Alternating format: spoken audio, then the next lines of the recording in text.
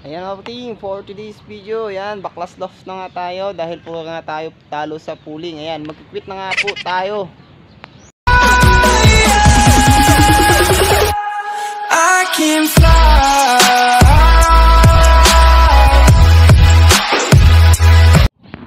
Ayan nga mga puting, bali papalitan nga natin ngayon yung ating trapdoor ng ito, yung ex machina style. Ayan yung di hatak-hatak ba. Ayan mga puting dahil ayun nga mukhang notice ko na natagalan pumasok yung mga ibon natin sa ganyang trapdoor natin yung nauna naiilang. Kaya ayan nga dahil wala nga tayong ginawa trabaho, ayan nga ayusin natin yung trapdoor ng locks natin. Ayan and then kawin ko muna yung ating dalawang ibon dyan niya yung laman. Bali medyo lang natin yan, pababain konti, and then ayun nga i-welding natin to yung ating trapdoor na bago. Ayan and then pinturahan natin pag may time tayo, kaso nga lang mukhang uulan mga pating, sana hindi umulan mamaya ang hapon. And medyo ayun nga, time check mo tayo, it's already 12 na nga ng tanghali. Ayan, jadi medyo gutom na nga tayo. Ayan, tsura na nga yung loft natin. So ayun nga, didikit ko sana to yung dalawang ating aviary yung sa labas. Bali doon ilagay natin sa gilid yung pintuan, kaso nga parang nahirapan naman tayong hulihin yung ibon natin sa loob pag ganun yung style natin. Pero maganda sana ating malawak yung kanilang aviary sa labas. And syempre lagyan din natin yan ng mga yung view yan sa taas. Kaya ayan na muna natin gagawin mga pating. Saka na pag swertehin na ulit tayo sa pooling. Ayan mga pating, balik na ako mamaya. Yeah boy.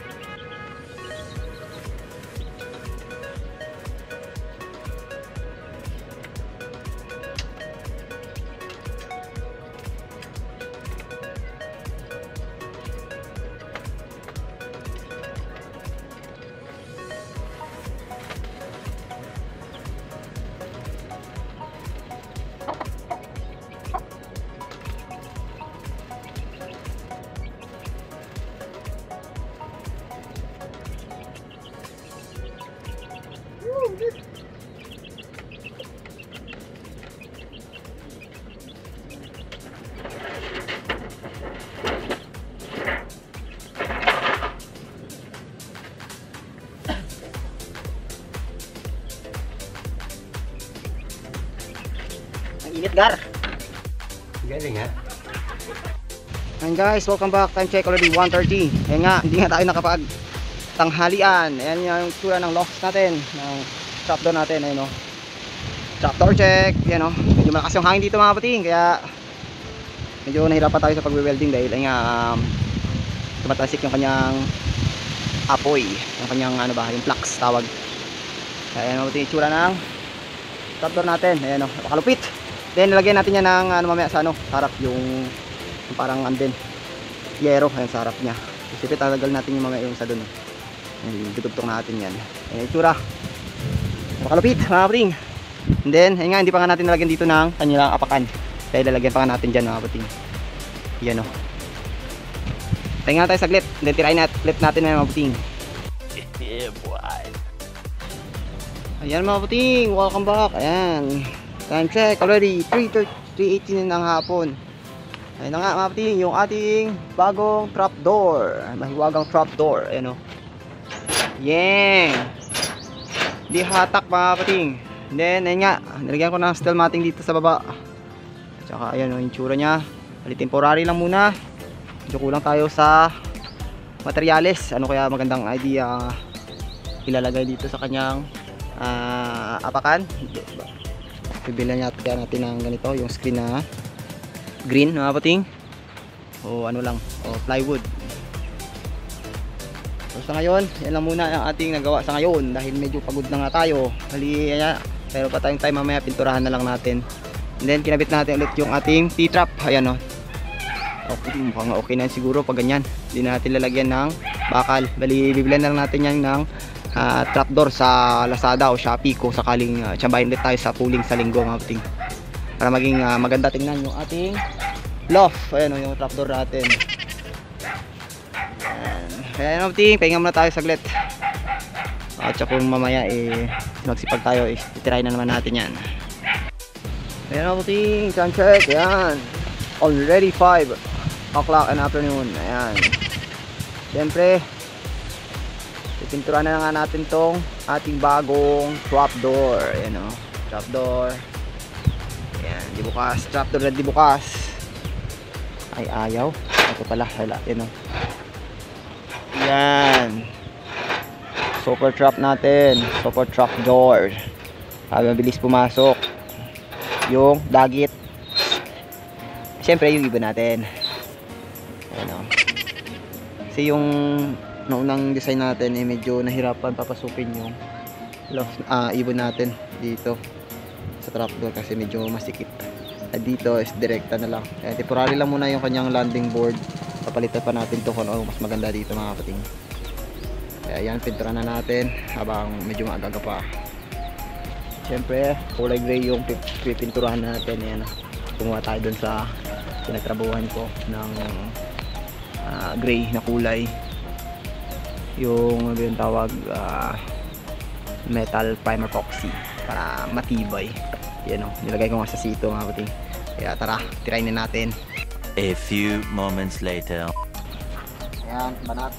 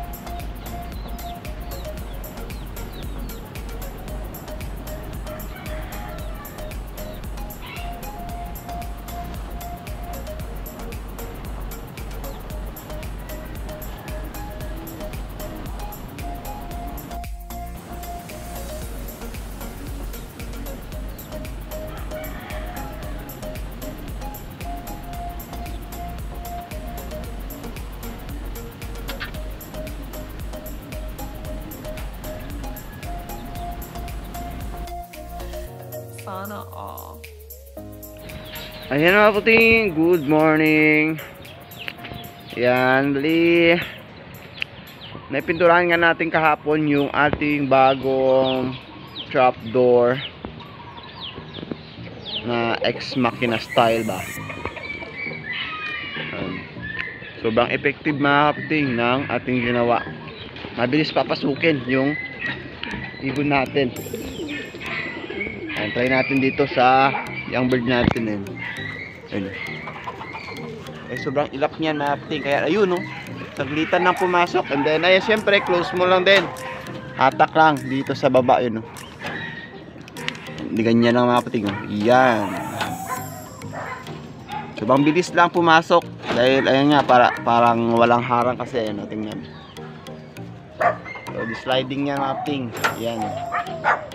Yan. Napakaganda, napakalupit ng ating bagong trapdoor.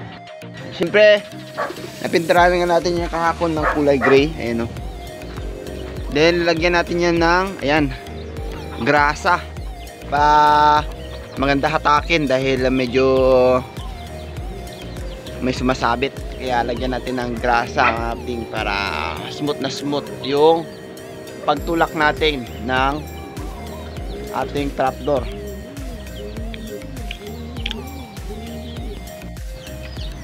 Ayan na kaputing, ayan o. Yung ating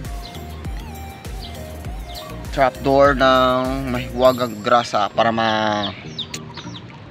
malambot hatakin. Ayan o, smooth na smooth ba. Ayan o. Yan o. Sobrang lambot na mga kaputing. Ayan o. Pasok agad. Ayan o. Then dito sa baba, lalagyan din natin tagahawak ng cellphone mga kaputing. Yan o. Ito natin lalagyan. Sana ba? Kuha muna tayo. Ito. Ramihan natin. Ito. Dito natin lagay natin na ano. Lagay natin na parang stopper niya. Yan. Medyo madami naman mga kaputing. Ayun. Para ganda hatakin. Yan o. Medyo marami. Ayan, bawasan natin konti. Break natin mga kaputing. Ayan. Siyempre. Ayun o. Smooth na smooth mga kaputing. Goods na goods yung ginawa natin. Siyempre, susunod siguro pag may time tayo, ayan, yung sa kabila naman gawin natin ganyan. Then lagyan natin ng aviary dyan sa kabila.